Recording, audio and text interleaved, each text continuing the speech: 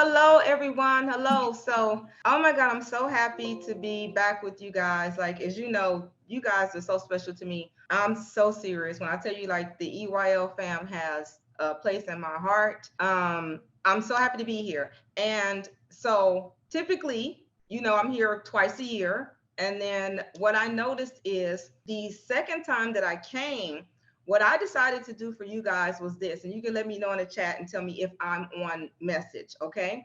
So what I've noticed, you guys, is that most of you guys have been here probably, I would say, on average anywhere from maybe 9 months to a year. Some of you guys have been here for the full 2.5 years, almost 3 years, right?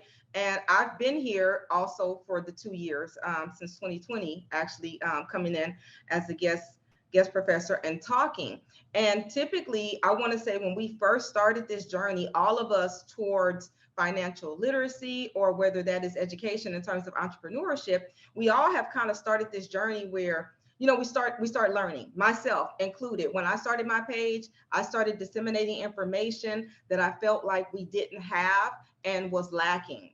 And I think that the Earn Your Leisure University started the same way. Like, okay, let's get people in here and let's get them, learning. We've learned a lot. Okay. I have a phrase called learned out, right? A lot of us have gotten learned out. What I mean by that is we've gotten overwhelmed with information. We're getting so much information and so much instruction that I feel like it paralyzes us sometimes. Sometimes we get overwhelmed with the information. A lot of times we're just consuming the information so much so that we're not even able to take action a lot of times on the information that we're getting. And so in this, I'm always, as y'all know me, I stay in my comment section, I pay attention. So what I'm learning is that in this, I think we've all kind of graduated to a point of information, and we have to get to execution. Okay. We've got to get to execution. And so with that being said, I'm at the point now where I'm focusing more on strategy. I'm giving the information is there. But what I'm doing right now is focusing on strategy, because you guys see the landscape of our economy is changing drastically, right? Some of the plans that you may have had for last year for your life, or 2019 for your life, those plans are just, those plans are not working today. Regardless if it's work or business or career, you've probably had to pivot and make some changes. And so what I'm seeing is that people really need more strategy. They really need the steps. Now, as you guys know, we're all individuals. So to lay out just a blanket one size fits all strategy does not work. That's not to say that there's not a lot of universal steps that we can take for certain things, but sometimes you just need that almost one-on-one, like look over my situation in particular and help guide me along the way. So that's what I want to do. That's what I'm really looking forward to doing with you guys. So in the transition, of everything going on, that's what I pitched to Magda, that's what I pitched to Troy and pitched to Rashad, that throughout the end of this year, if you guys will have me, what I would like to do is we can come in, we can do some small headline focal conversation, but I'd like for you guys to literally just come on live and say, hey, sis, this is what I'm struggling with. And let us work through that now. Let us talk about that now. And in that, so many other people, of course, we can't get to every single person on the call, but a lot of people may also hear some strategy points that register with them. So if you guys like that idea, let me know, let Troy know, let Magna know that this is like, yes, this is kind of what we need. Let's zone in. So with no further ado, that's what I would like to do with you guys now. Okay. So if you have an existing business, this works really well if you have an existing business and you already have a pain point. If you have a job and you have, you're kind of transitioning. If you really recognize your pain point, that really works for me. I know that some people like to do concept, like, hey, I'd like to create this business.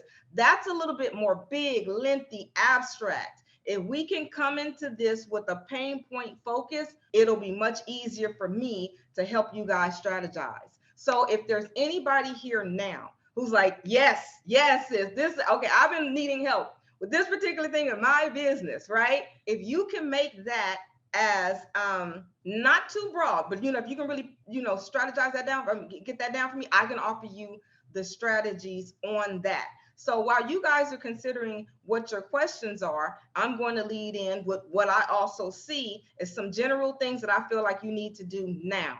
Okay. So as you've looked over the economy, what you're realizing is that a lot of the things that I have been warning about, and most people who are called gloom and doomers and fear mongers, you guys are seeing that stuff is coming to fruition. You're seeing that that is coming to light, right? We are headed for a very dark time. There's no way around this. Meaning a lot of people are having to tighten up. They're losing jobs. They're cutting, the inflation is going up. Everyone is impacted. I mean, your 3-figure earners are impacted. Your multi-billionaires. I just posted the other day and showed you guys 58 billionaires who have lost billions. Some of them have lost 84% of the recent earnings that they got during the quarantine. So it's not just us. Everyone is feeling it. So now, as you have your business and you have your product and service, I want you guys to learn how to reposition that thing. If you're looking over your business, and this is a question that I ask you guys all the time, but I have to repeat it because it's not always, heard. If you have a business right now and you're a small business owner, especially if you are a person of color, the odds are you are selling something that is non-essential, that is overpriced to a group of individuals who have the least disposable income. More than likely, your product fits into that criteria at least 2 out of 3. Why? We know why. 1, we started businesses late as people of color. We know why. We know the history of America. We don't have to go over that. So we didn't get a chance to capitalize off of telecom, water, electricity, all of the stable things, right? We didn't get a chance to build grocery chain stores and things like that. We're coming on the tail end of the marketplace. Now, we typically also sell things that are non-essential because most of us are following the blueprint of other people. So when we see somebody who's like, okay, she's selling eyelashes, she's made a lot of money, we just jump on that and rinse and repeat that business because most of us don't have the family dynamics that would give us the conversations for starting business. So we have to look externally. And then when we find one person that looks like us and it works for them, we let me do that. Okay, path of least resistance. So we typically sell things that are non-essential. Secondly, like I said, we tend to sell things that are overpriced. Why? Because we usually don't have the capital that is required to buy in bulk. And if you can't buy in bulk and large, it's going to cost you more. You're going to pass that on to your customer. And thirdly, we typically sell products that were a solution for us, which tends to be a solution for other people of color, like hair products that were specifically for locks because we were a largely underserved population. A lot of times we also become the face of our brand, meaning we're going to attract people of color, but we know people of color have the least disposable income. So when we're going into this recessionary type of environment, this depressionary type of environment, we are very vulnerable. Our businesses are exceptionally vulnerable because of these reasons. Number 2, when it comes to the job market, if you look over the Depression, Black people as a whole were fired and laid off far greater rates than anyone else. Because let's not cut corners here. Racism is a thing, right? Okay. So, and a lot of us tend to work jobs and positions where we're largely expendable as well. So we face layoffs more than anybody else. So for this reason, we've got to be really strategic in how we're moving. So when it comes to your businesses, what I want you to realize is that if you've created a business, you did create a solution. If someone gave you money for a product or a service, you solved someone's problem, okay?